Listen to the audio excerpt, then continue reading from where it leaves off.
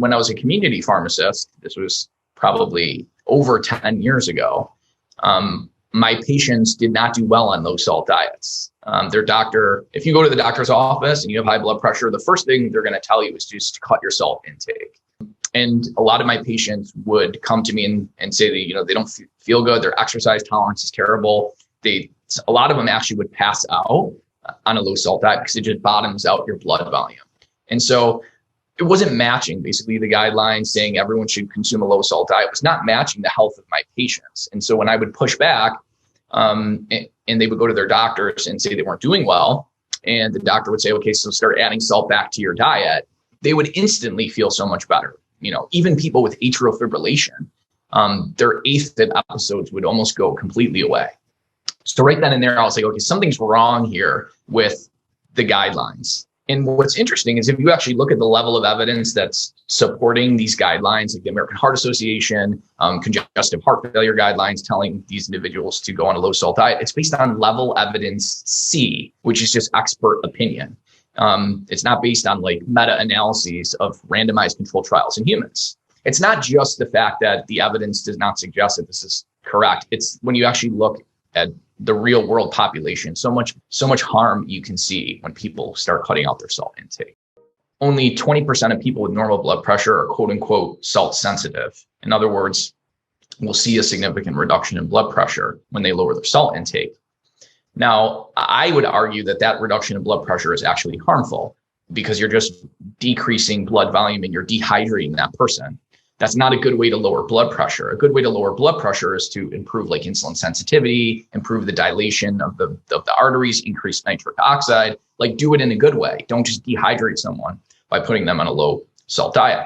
And we forget about all the harms that happen. When you start consuming less than about 1.5 teaspoons of salt per day, or about 3,000 milligrams of sodium, all the stress hormones dramatically increase to try to retain that salt. So you have increases in all the artery stiffening hormones like renin, aldosterone, angiotensin II, the heart rate increasing hormones, noradrenaline, adrenaline, things we block with medications to prevent death and cardiovascular disease, all dramatically go up, typically anywhere from 2 to 10-fold. To think that a small reduction in blood pressure, which again is probably harmful, could offset all the increases in stress hormones, artery stiffening hormones, and insulin resistance dramatically goes up as well. Is beyond me. That's just myopically looking at one surrogate.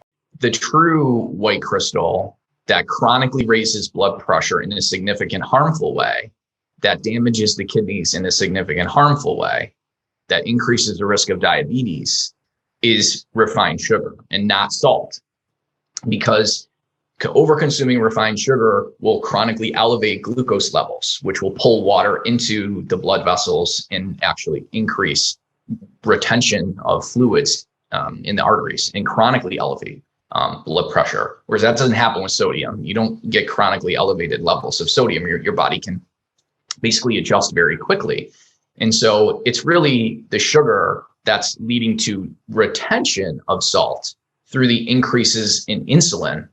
So what ends up happening is if you were to just cut out the refined sugars and refined carbohydrates, your insulin levels would normalize and drop, and then you wouldn't over-retain salt. Prior to refrigeration, we had to use salt to actually preserve our food. So if you look back in Roman times, they would consume typically 25 grams of salt. A lot of the Scandinavian countries, which would preserve a lot of their herring and cod in salt, they consumed upwards of 100 grams of salt. And we only consume 10 grams of salt now because we have the advent of the refrigerator. So you actually had a decrease in salt intake during the time that you had an increase in cardiovascular events, all-cause mortality, hypertension, and things like that. And part of that is due to the increases in refined carbohydrates and sugars. Salt is an essential mineral. If you don't get enough, that is much more harmful than getting too much, because your body, your kidneys, and your body actually maintain salt balance. So trust your salt, basically taste receptors. We have numerous systems in the body that drive us to consume salt. If you think about it like animals, how do they inherently know to go to a salt that can consume it? It's controlled by the body. I would say, think of it like water. I wouldn't chronically restrict your water intake to lower your blood pressure. Your body knows how much water it needs through thirst. And the same thing with salt. The body knows how much salt it needs through its what's called a salt thermostat. Yeah, so what people need to understand is when you stop consuming processed foods and you start eating whole nutritious foods, they're very low in salt. So you have to add the salt back. Otherwise, you're going to be consuming an extremely low amount of salt if you're eating fresh produce and lean cuts of meats. So the easiest way to do that is to really use something like Redmond Real Salt to salt your food. I also use some of their electrolyte powders too, especially prior to performance. I'll just put the powder in water and use that as a way to kind of boost my blood volume prior to exercise. You're right. Most people believe that hydration equals drink plain water. Unfortunately, actually drinking plain water can actually make things worse. Number one, what ends up happening is after you absorb the water, you dilute your blood sodium levels. And so then your body wants to excrete it.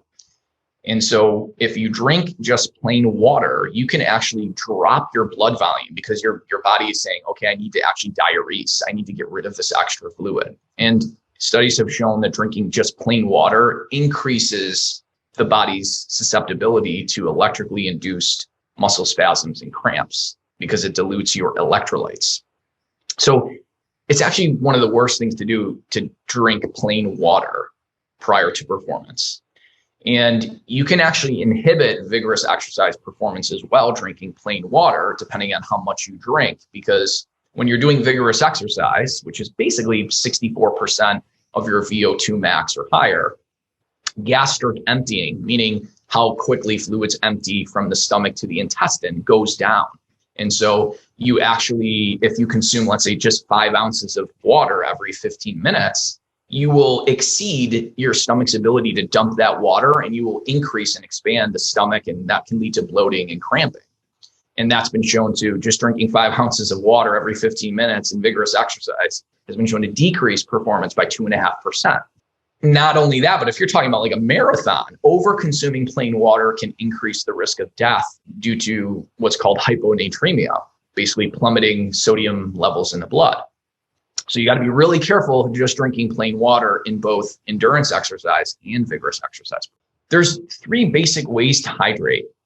There's from the perspective of, okay, I want to increase my performance later on. Like, I don't care about how I do now. My competition isn't for 4 weeks. So practicing what's called dehydration acclimation, where you induce mild dehydration multiple times over, let's say, 2 weeks, your body becomes acclimated to that dehydration. And part of the hormetic response or the adaptive response is to increase baseline blood volume.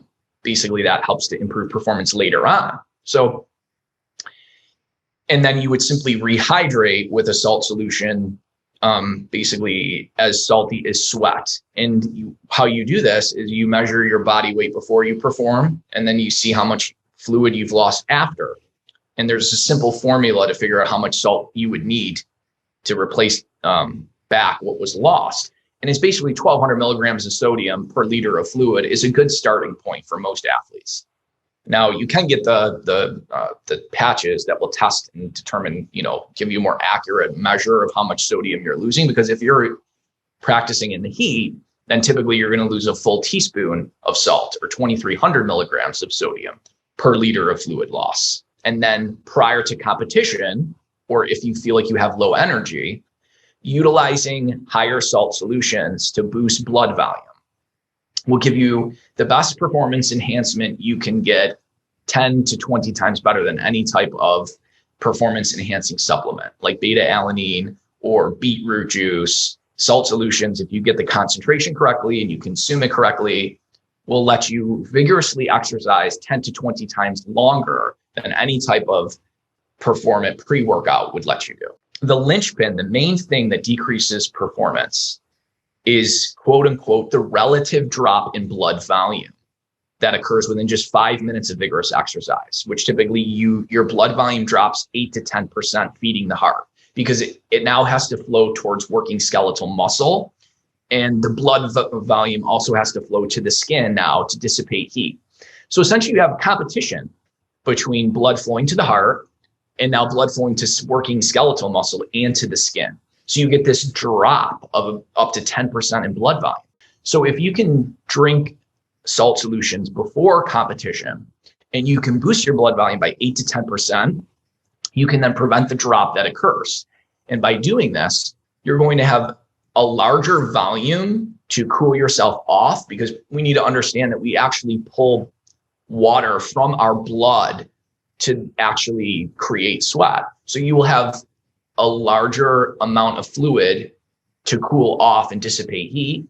You'll have better cardiac output and blood flow to actually remove waste and to deliver nutrients.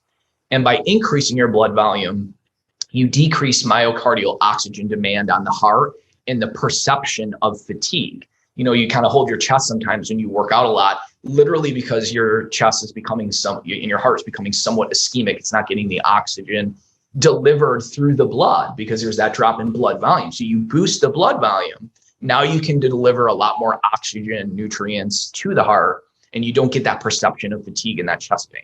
Yeah, there was actually experiments performed in the 1940s showing us that if you don't get enough salt, it can lead to fluid retention and edema, the exact opposite of what people think. People think that salt leads to like an accumulation of fluid, but actually not getting enough salt can do that, because salt puts fluid where it should go. And if you don't have enough electrolytes or sodium, which is the primary controller of water movement, then the water can't move to where it needs to go, and it pools. And that leads to what's called edema or swelling in the arms and the legs. So that's a huge myth that high amounts of salt lead to swelling. It's typically low amounts of salt that does that. Getting the timing right is important, and getting the concentration of salt to fluid is important as well. You know, the goal again is to get an 8 to 10% boost in blood volume. Now, if you look at a typical athlete, their blood volume is 40% higher than a typical non-athletic adult. So a typical adult man has 5 liters of blood, and an adult woman has 4 liters. An elite athlete will have 40% more. So like, let's say 7 liters of blood. Elite, like highly elite rowers will have almost twice that. They'll have 9 liters of blood volume. So the main adaptation to exercise is an increase in blood volume, because that gives you the greatest net return on investment. You got to figure out a salt solution that will actually lead to an increase in blood volume. And basically, you need solutions that are as salty as sweat, or even more so. So that would essentially be about 3,000 milligrams of sodium, upwards of 4,300 milligrams of sodium in anywhere from 26 ounces to a full liter of fluid, respectively. And you start slowly consuming those salt solutions 90 minutes before competition, and you slowly consume it over about 30 minutes. And then by the time you start competing, your blood volume is peaked, your blood volume is at 8 to 10% higher, and then you're going to reap all of those benefits. The quickest way to become heat acclimated would be to going into the sauna every single day for 2 weeks, or you can go 4 times a week for 3 weeks, and you'll be heat acclimated. So that's how you do that. Now, to get down to the more specifics, you need to elevate core body temperature to about 101.3 Fahrenheit, and you want to try and maintain that for 20 to 30 minutes. You want to get around 12 to 13 total sessions. Now you're quote unquote heat acclimated. Well, what ends up happening is numerous adaptations occur. So number one, your baseline blood volume dramatically increases. The concentration of red blood cells goes up, so you can deliver more oxygen. Your sweat rate increases. The threshold for you to sweat decreases, meaning you start sweating quicker to cool your body off quicker. Your sweat is also more dilute in electrolytes, so you're not losing as many electrolytes when you're heat acclimated. Now, this is key. When your sweat is more dilute, it evaporates faster. So you are literally a better cooling off machine when you are heat acclimated as well. And your baseline core body temperature is lower, meaning it takes a much longer amount of exercise to hit a critical core temperature, which would shut down, let's say, muscle activity and lead to fatigue. So you can exercise longer before you actually hit a critical core temp, because you're starting at a lower baseline core body temperature. So those adaptations from heat acclimation will last even about 2 weeks after stopping, as long as you maintain a good exercise regimen. If you do it longer than that, you'll start actually getting slightly more benefits, as long as you rehydrate appropriately afterwards. So if you're becoming heat acclimated and you're just tanking your electrolyte pool, you can actually inhibit performance. So you just got to make sure that you're rehydrating really well afterwards with an appropriate amount of electrolytes and fluid. So the feeling is different, but infrared is more tolerable because you can basically get the same amount of sweating at a lower temperature. But other ways to become heat acclimated as well would be to like go into a hot bath numerous times a week, like 4 to 5 times a week, and stay in there for like 20 minutes. But you don't have to stay in as long in a hot bath because water conducts heat 2 to 4 times better than air. So you actually will start sweating much faster in like a hot bath versus a sauna. Now, here's the key. I don't recommend actually doing sauna too soon or too close to competition. I think it's good to have a full week off of it if you can, basically, because it is fatiguing. And you still retain most of the benefits for a full 2 weeks as long as you maintain a good exercise regimen. Here's what's interesting. We do lose a lot of other electrolytes besides just sodium and chloride, which is salt, through sweat. We lose iodine at about 50 to 100 micrograms of iodine per liter of fluid loss. We also lose about 40 micrograms of selenium, about 0.4 milligrams of copper, and we also lose some chromium as well. When you lose a mineral, some minerals have really low bioavailability that you need to actually consume 100x of what you lost to regain it back. And so chromium is one of those. Chromium only has a oral bioavailability from the diet or supplement of only 1%. So if you lose, let's say 7 micrograms, because that's typically what you lose, about 7 per hour. You got to consume 700 micrograms to get it back because you're only absorbed 1% through the diet. Heat acclimation is great, but if I do this like a lot, how much minerals am I actually wasting? You just got to make sure you're getting them all back. Yeah, so red light is going to be higher in the sun spectrum early on in the morning and in the evening, whereas you have more UV in the midday. The 2 best things to help set circadian rhythm and improve sleep are basically the same thing. Get morning sunlight, turn lights off at night.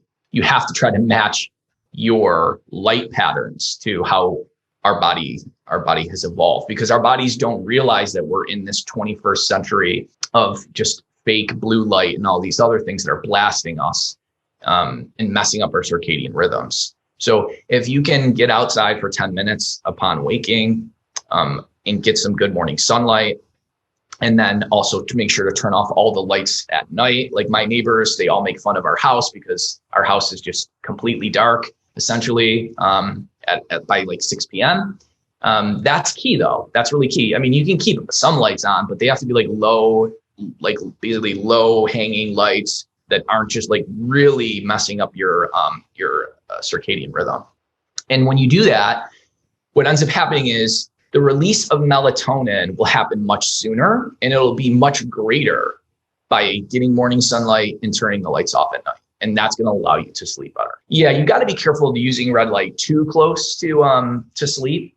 But if you use it like, let's say 5 o'clock, 6 o'clock, kind of matching like a sunset, that actually might help sleep.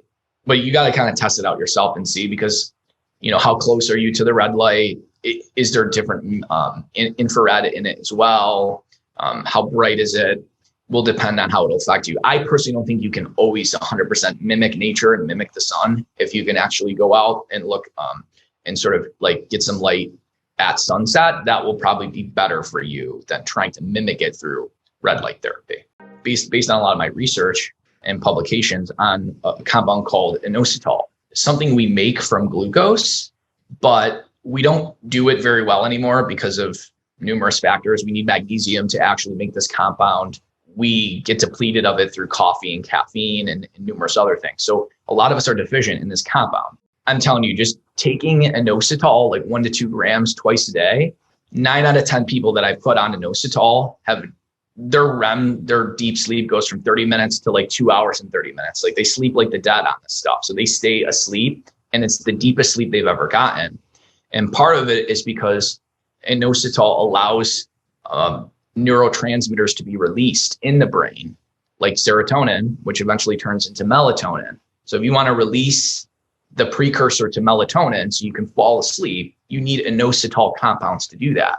And if you're deficient in it and you take this supplement, it can triple, quadruple your deep sleep.